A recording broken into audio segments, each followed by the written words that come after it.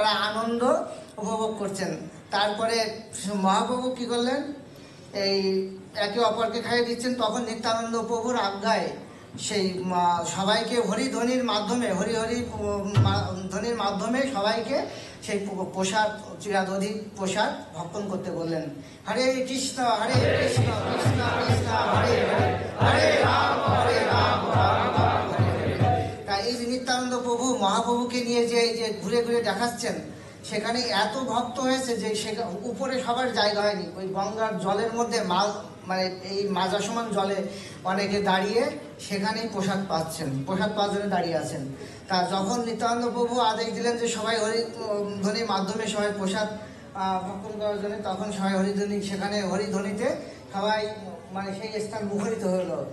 জয় গৌরাঙ্গ মহাপ্রভু কি প্রভু কি জয়, জয় গৌরাঙ্গ নিত্যানন্দ, গৌরাঙ্গ নিত্যানন্দ।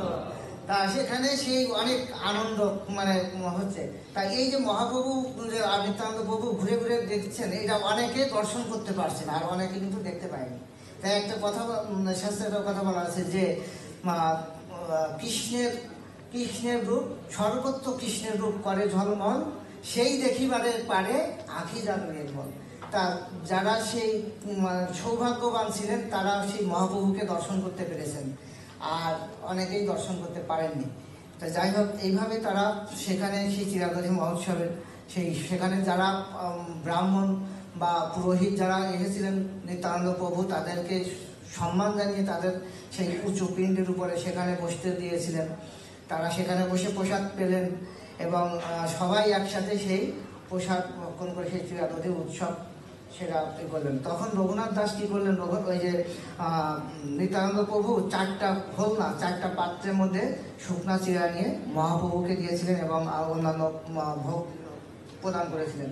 তখন নিত্যানন্দ প্রভু এবং মহাপ্রভুর ভুক্ত অবশেষ, অর্থাৎ উচ্ছিষ্ট সে প্রসাদ 4টা খোলনায় সেই শেষে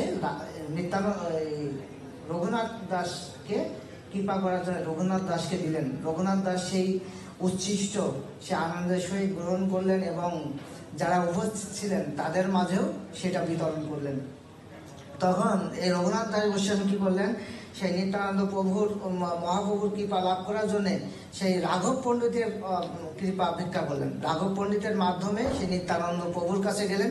নিত্যানন্দ প্রভু তখন কি করলেন, নিত্যানন্দ প্রভু তখন তাকে তার শীত পাদপদ্ম তার চরণে রাঘব পণ্ডিত না, এই রঘুনাথ দাস গোস্বামীর মস্তকে স্থাপন করলেন, স্পর্শ করলেন।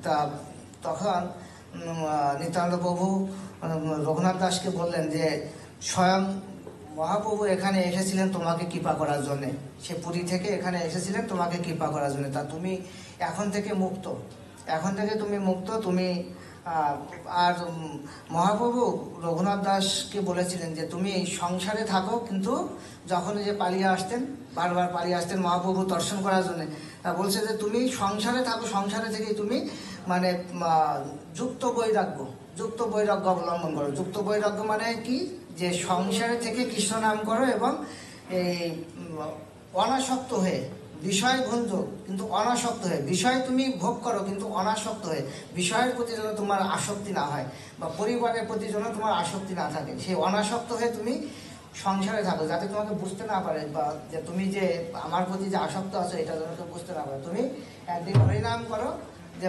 মানে তোমার আসক্তি থাকবে বিষয়ের প্রতি না, যে আমার প্রতি যেন তোমার আসক্ত থাকে, হরিনামের প্রতি আসক্ত থাকে, সেইভাবে মহাপ্রভু তাকে যুক্ত বৈরাগ্যের নির্দেশ দিয়েছিলেন। তা মহাপ্রভু তখন তাকে কৃপা করে গেলেন, নিত্যানন্দ প্রভু তাকে কৃপা করলেন। এভাবেই সেই দণ্ড মহোৎসব সেই থেকেই পালিত হয়ে আসছে।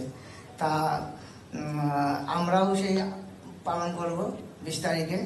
জয় দণ্ড মহোৎসব কি, নিত্যানন্দ মহাপ্রভু কি, চৈতন্য মহাপ্রভু কি, রঘুনাথ দাস গোস্বামী কি, জয় হরি বল।